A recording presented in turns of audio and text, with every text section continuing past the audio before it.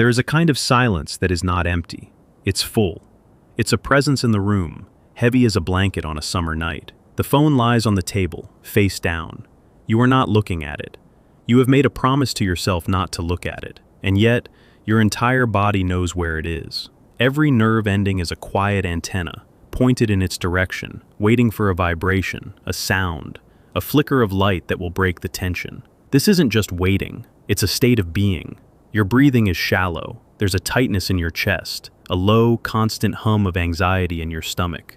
You try to read a book, but you read the same sentence 4 times. You try to watch a film, but the plot dissolves into the single, obsessive narrative playing out in your mind. Why is he silent? His distance has become louder than any words he ever spoke. When he was present, sending messages, calling, his words were just words. Now, his absence is a deafening roar. Every hour that passes is a statement. Every unsent message is a conversation you have with yourself, a conversation where you play both parts, trying to decipher a code for which you were never given a key. You tell yourself the logical stories. He's busy, he's stressed with work, he's just not a big texter, he needs space. Your friends offer these same reasonable explanations, patting your hand, telling you not to overthink it, but your body doesn't believe them. Your body knows this silence is different. It feels personal. It feels like a judgment. It feels like a door, slowly, quietly, closing. The paradox is that the less he communicates, the more he occupies your thoughts. He is more present in his absence than he ever was in his presence. This void he has left is not a peaceful emptiness. It's an active, magnetic vacuum, pulling all of your energy, your focus, your sense of self into its center. You are not just missing a person. You are being consumed by the space they left behind. And the most terrifying question begins to whisper in the back of your mind. Why does this have so much power over me? This is not a simple case of unrequited affection. This is deeper. This is the activation of something old, something hidden within your own psyche. His distance has, without his knowledge, turned a key in a very old lock. And what has come flooding out is not just about him. It's a storm of emotion that has been waiting for the right weather conditions to break. From a Jungian perspective, what you are experiencing is the powerful grip of an unconscious complex. Specifically, an attachment complex. A complex, in the world of Carl Jung, is not a flaw or a weakness. It is a supercharged cluster of memories, emotions, and thoughts, gathered around a core archetypal theme. Think of it as a sensitive, energetic knot in the fabric of your unconscious. For many people, this knot is formed around the themes of connection, abandonment, and worthiness. This attachment complex is like a sleeping dragon in the cave of your psyche. For most of your life, it lies dormant. You live, you work, you have other relationships. But then, a specific person and a specific situation come along that carry the perfect energetic signature to wake it up. His initial attention, the intensity of the connection, the feeling of being truly seen. This was the song that lured the dragon from its sleep. And now, his withdrawal, his silence, is the threat that has made it breathe fire. The fire is the anxiety, the obsession, the desperate need for an answer. The fire is the feeling that your entire sense of well-being, your stability, your worth, depends on him breaking the silence. The complex is taken over. It has hijacked your rational mind and is now running the show, and its only goal is to re-establish the connection at any cost.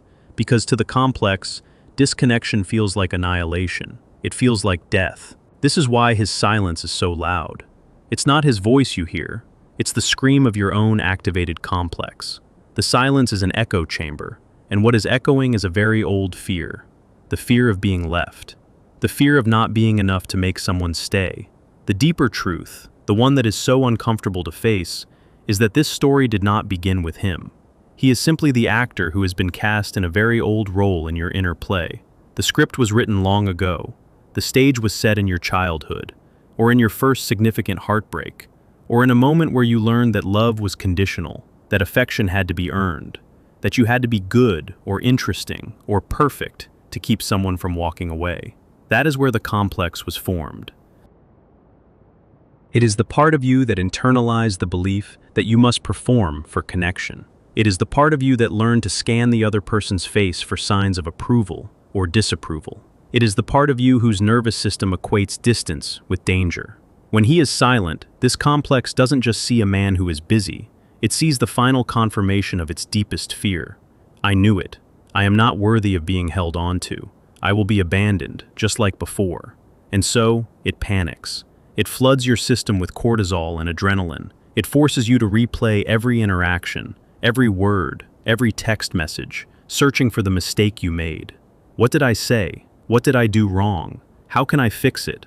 The complex believes that if you can just find the right sequence of words, the perfect witty message, the ideal casual but caring gesture, you can fix the situation and restore the connection. You can make him come back. This is the illusion the complex sells you, the desperate hope it dangles in front of you to keep you hooked into the cycle of waiting and chasing. It keeps you focused on him, because looking at him is less painful than looking at the real source of the pain, the original wound of the complex itself. This is where we must talk about projection. In Jungian psychology, projection is an unconscious process where we take a part of ourselves, often an unowned or idealized part, and cast it onto another person. For many women, this involves the projection of the animus. The animus is the unconscious masculine side of a woman's psyche. When it is not integrated, it is often projected onto a man, who then appears to hold all the qualities of strength, purpose, authority, and meaning that she has not yet claimed for herself. He becomes the one who can rescue her, the one who can give her life meaning, the one who holds the key to her happiness. When this projection is active, his validation feels like life itself. His approval feels like a confirmation of her own existence, and his withdrawal, it feels like he is taking her soul with him, because she has unconsciously given it to him for safekeeping. His silence is so loud because it's the sound of the screen on which you've projected your animus suddenly going blank. You are not just staring at a silent phone, you are staring at a void where your own power, your own sense of direction, your own validation used to be. The panic you feel is the desperate scramble of the psyche trying to get the image back on the screen, because living without it feels like living without a vital part of yourself. The tragedy is that he was never holding your power.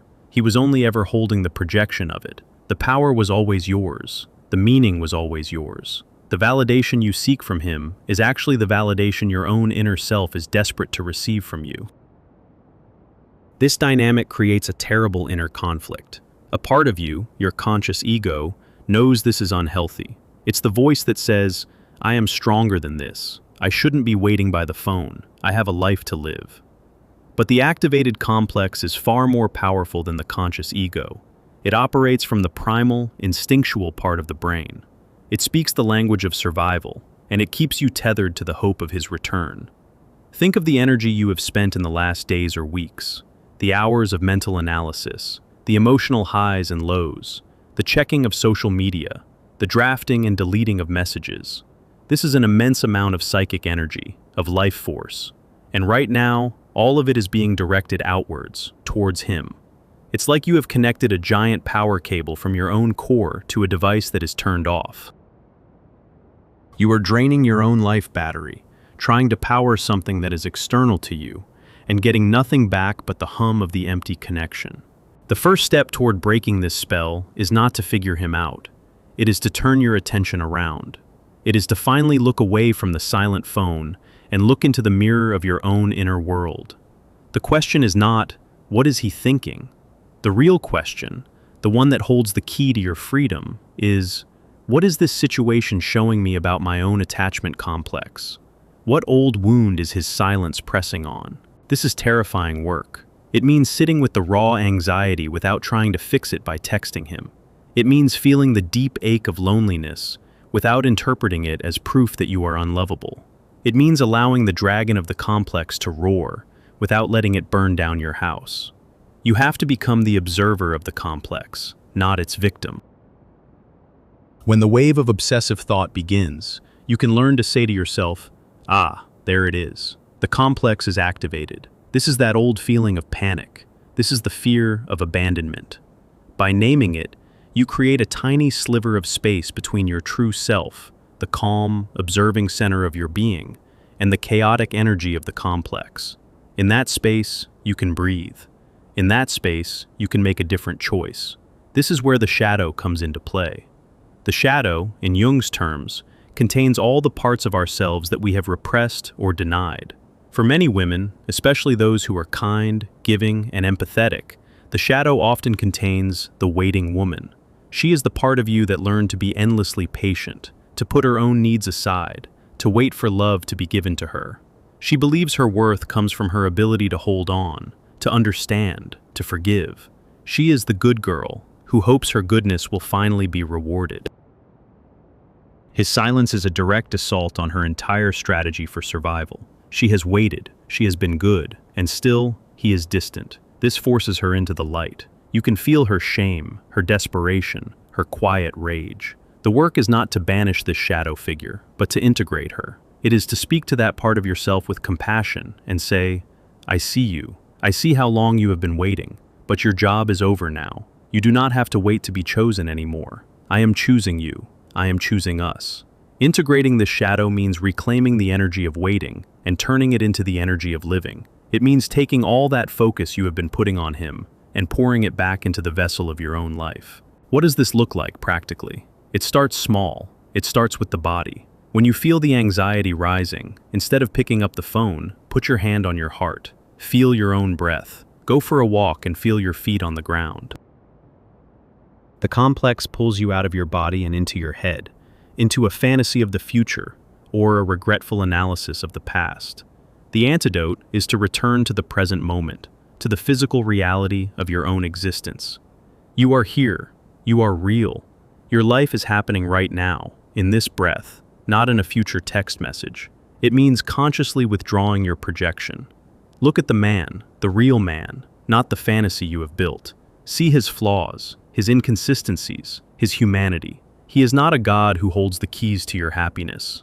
He is a person, likely struggling with his own complexes, his own fears, his own inability to connect, which is often a reflection of his own unintegrated anima. His distance is almost certainly more about his own inner world than it is a calculated verdict on your worth. Seeing this is not about blaming him or excusing him. It is about dethroning him. It is about taking the crown of savior off his head and placing it back on your own. This is the work of recalling the animus projection. It is the beginning of finding that strength, that purpose, that authority within yourself. If this reflection names a feeling you have carried in silence for a long time, take a moment to write a single sentence for yourself, a sentence of recognition, a promise to begin this journey inward. This is not for anyone else to see. It is for you. As you begin this process, something strange will happen. The silence will begin to change its quality. The deafening roar will soften into a hum. The hum will fade into a quiet background noise. The space he occupied in your mind, which felt like a painful wound, will start to feel like space, open space, space for you. You might find yourself going for hours without thinking about him. You might see your phone and feel indifference, not anxiety. This is not because you have become cold or heartless. It is because you are no longer feeding the complex with your attention. You are starving the dragon, and it is losing its power. You are unplugging the power cable from him and plugging it back into your own life.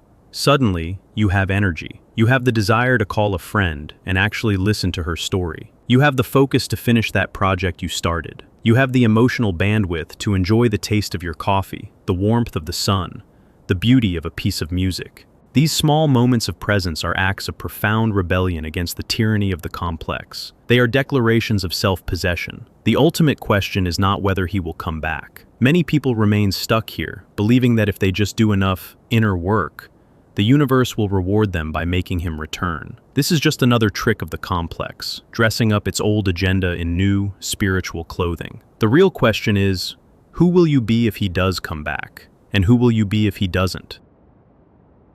If you do this work, if you face the complex, integrate the shadow, and withdraw the projection, the answer to both questions is the same. You will be yourself, whole, grounded, centered in your own worth. If he does reach out, he will not be met by the desperate, anxious energy of the waiting woman. He will not be met by someone who needs his validation to feel okay. He will be met by a woman who is sovereign in her own emotional world, a woman who is happy to connect, but who does not need his connection to be whole. Her peace is no longer conditional on his presence. And paradoxically, this calm, self-possessed energy is infinitely more attractive and commands far more respect than the anxious energy of chasing. And if he does not reach out, it will be okay. It might be sad, like the end of any story, but it will not be devastating. It will not be a confirmation of your unworthiness. It will simply be information. It will be the closing of one door, which allows you to see all the other doors that are open to you. His silence will no longer be a judgment on you, but a simple fact that allows you to move on, unburdened, free. The silence that was once a source of immense pain becomes a gift.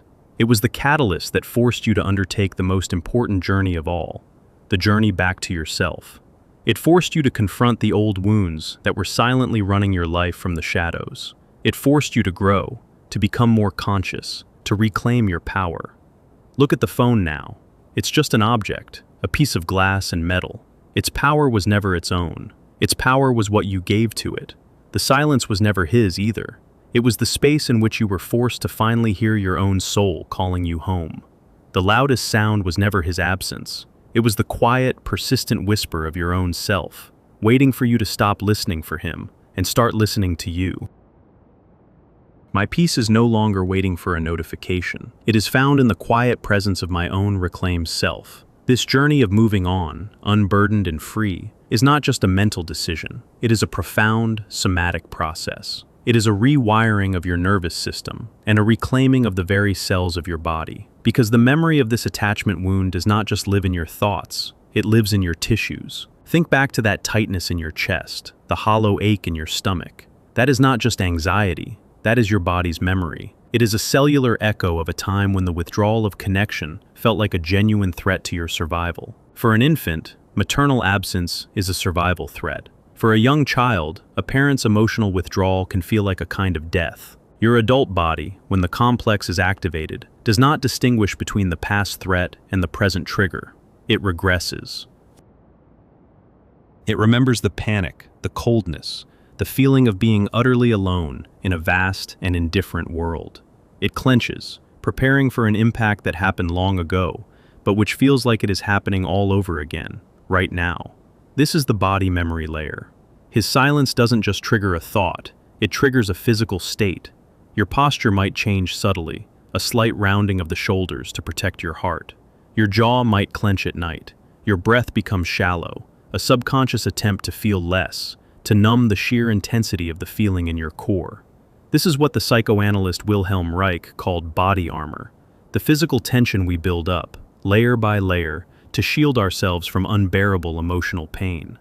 When he goes silent, he is knocking on that armor, and the old, unhealed inhabitant inside you trembles. The work, then, must also be in the body. When you feel that familiar wave of panic begin, the urge to check your phone, pause, close your eyes. Instead of running from the feeling or trying to fix it by contacting him, travel into it. Where is it in your body? Is it a hot knot behind your sternum? A cold dread in your belly? A buzzing in your hands? Don't judge it. Don't name it his fault. Just be with it.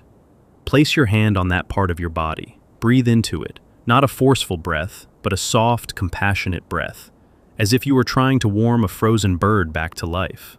In doing this, you are sending a new message to your nervous system. The old message was, disconnection is a crisis. We must panic. We must do something. The new message, sent through your breath and your gentle attention, is, I am here. We are safe. I am not abandoning you. You are, in essence, reparenting the part of you that felt abandoned.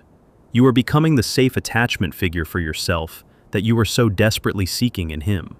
This is not a one-time fix, it is a practice. It is learning to inhabit your body, not as a house of pain, but as your home. As you practice this embodiment, you will also notice other, less noble parts of yourself emerging from the shadow. The waiting woman is not the only resident there. When her strategy of patient goodness fails, her angrier sister may kick down the door. This is the shadow aspect of the rageful woman. She is the one who fantasizes about sending him a furious, multi-paragraph text, listing all his faults. She is the one who rehearses scathing, witty monologues in the shower. She might even be the one who subtly tries to manipulate a response, perhaps by posting a provocative story on social media, hoping he'll see it. Our first instinct is to be ashamed of this part, to push her back down. But she too holds a piece of your power. Her rage, while chaotic, is a raw expression of a legitimate need. The need for respect, for clarity, for your energy not to be taken for granted.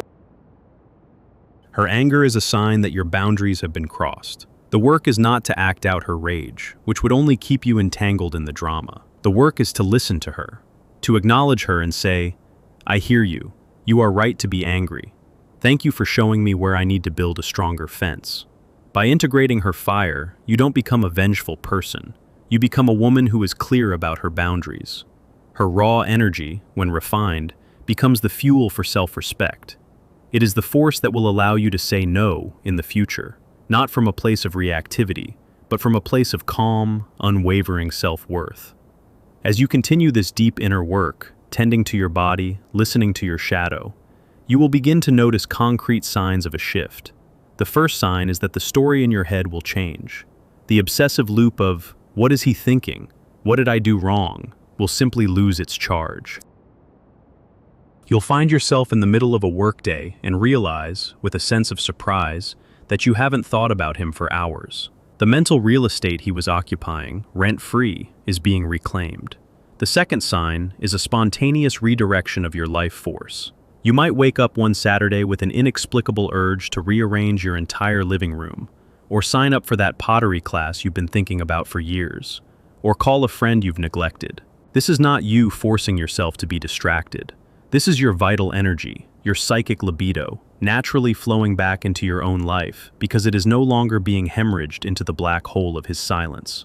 Your world, which had shrunk to the size of a phone screen, begins to expand back to its full and vibrant dimensions. This leads to the third, most profound sign. Your experience of time itself transforms. In the grip of the complex, time is a torture device, measured in the agonizingly slow minutes and hours since his last contact. It is empty, anxious time. As you heal, you begin to re-inhabit the present moment. You taste your food. You feel the wind on your skin. You are not waiting for the future. You are living in the now. The silence is no longer an emptiness you are trying to fill, but a spaciousness that allows you to hear the world and yourself again. Then, inevitably, comes the test. It almost always does. When you have finally reached a place of genuine peace, when you have truly let go, the phone will light up. It's him. A simple, innocuous message. "Hey, been a while. How have you been?" In the past, this message would have been a jolt of lightning to your system. A huge rush of adrenaline and relief, your heart pounding, your mind racing. The complex would scream, "He's back! It worked! Now, say the right thing." But now, something is different. You look at the screen. You see his name, and you feel calm. There is no jolt. There is no desperate rush of relief. Your nervous system does not get hijacked. You might feel a flicker of curiosity, maybe a faint echo of the old sadness, but the dominant feeling is a quiet, grounded clarity. You are not the same person who was waiting for this text. You don't feel the frantic urge to reply immediately.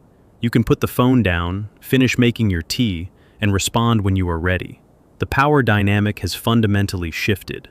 His contact is no longer the event that defines your day or your emotional state. It is simply a piece of information, and you are the one who decides what to do with it. When you do choose to reply, your words come from this new center. You are not performing. You are not trying to be witty or cool or alluring to win him back. You are simply you. Your response is authentic, calm, perhaps even a little detached, because you are no longer attached to the outcome. This is the ultimate proof of your freedom. The test was not whether he would text, but whether his text could still pull you out of your own center. And the answer is no. You have passed. You have come home.